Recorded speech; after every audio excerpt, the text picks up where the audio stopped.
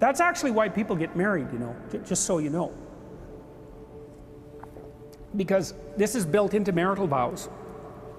I'm not leaving, ever, no matter what.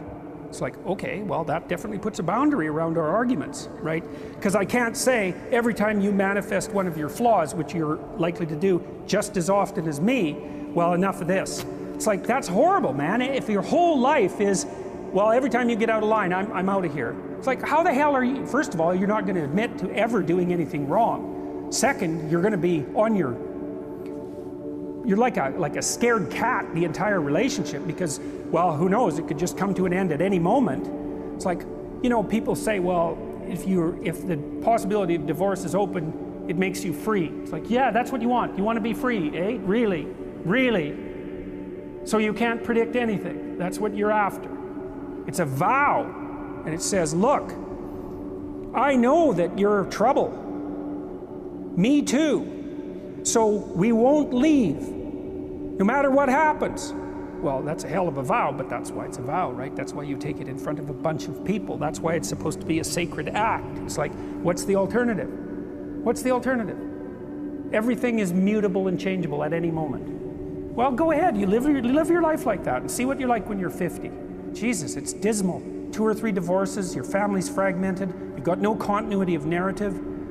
And it's not good for the kids, not by any stretch of the imagination. And so it's a form of voluntary enslavement, I suppose, but it's also equivalent to the adoption of a responsibility. And there's more to it than that. If you can't run away, then you can solve your problems. Because it might be, okay, well, I'm stuck with you. So how about we fix things? Because the alternative is we're going to be in a boxing match for the next 40 years. That's the alternative.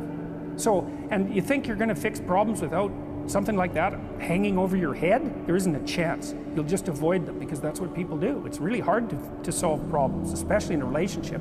We're having a fight and I find out that it's, you know, because you were abused by your uncle when you were 5 or some goddamn thing. You know, it's like, it's very frequent that that sort of thing happens. There's the partner, your partner's, you know, manifesting some weird anomalous behavior. You just can't make heads or tails of it. It doesn't seem related to what you're doing at all. They don't want to talk about it. And so as soon as you bring it up, they get mad. And then you bring it up again, they even get madder, and they tell you that you're not going to talk about that or they're going to leave. And so maybe you're really, really persistent because you're kind of a son of a bitch, and then they break down and cry, you know? And then they have this horrible memory that comes flooding forward that's completely, you don't know what to do with it, and then you have to sort it out. It's like, you think you're going to do that unless there's a good reason? You have to know, we better sort this out or we're going to be carrying it around for the next 40 years. That maybe is enough motivation so you'll actually try hard to solve a problem. It's a lot easier to say, well, sorry, we're not going there. But then, good, you'll have it every day, every goddamn day for the rest of your life. See, there's some additional problems with divorce that people don't really grasp when they're young. Like, the idea that you can be divorced once you have children, that's kind of a stupid idea, because you can't. You can find a limited substitute for your initial freedom. But if you have kids and you try to get divorced, the probability that that's going to demolish your life is very, very high. First of all, it's incredibly expensive. So one or both of you is going to come out of that poor. And your market value has declined. Let's say you're the woman who takes the kids. Your market value has declined radically. You're going to be poorer. The man, he's just as screwed because he is now an indentured servant and there's no escape from it. So it's not so bad if you can negotiate a peaceful separation, and some people can, but lots of times if you have a terrible relationship, it's not like negotiating a peaceful separation is all that easy. But if you're at each other's throats, good luck to you. I think it's roughly equivalent to having non-fatal cancer. It is not pleasant. It's a 10-year process, 15-year process. It'll cost you $250,000, and it'll tear a big chunk out of your life. And also, it will really disrupt your relationship with your kids.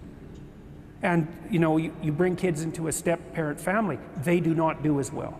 Step-parents are not as good parents as biological parents, and the data on that is clear. Now, obviously, there are exceptions, because there are terrible biological parents, and there are wonderful step-parents.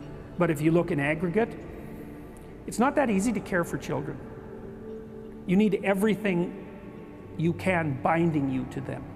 And if they're someone else's children, mostly they get in the way of the person that you love, right? Well, if let's say you have a child, I'll be right out. Let's say you have a child and I want to go out with you. Every second you spend with that child is the second you don't spend with me. And there's going to be a price for that. I'm not going to be happy about that. And if I have a child, you're going to feel exactly the same way. You might say, well, no, I love children. It's like, yeah, sure. Sure you do. I doubt it. You might love your child. And you know, it's pretty specific the way that people love children. So, and the rate of abuse for kids in step-parent families is way higher than it is in biological families. There's not even any comparison.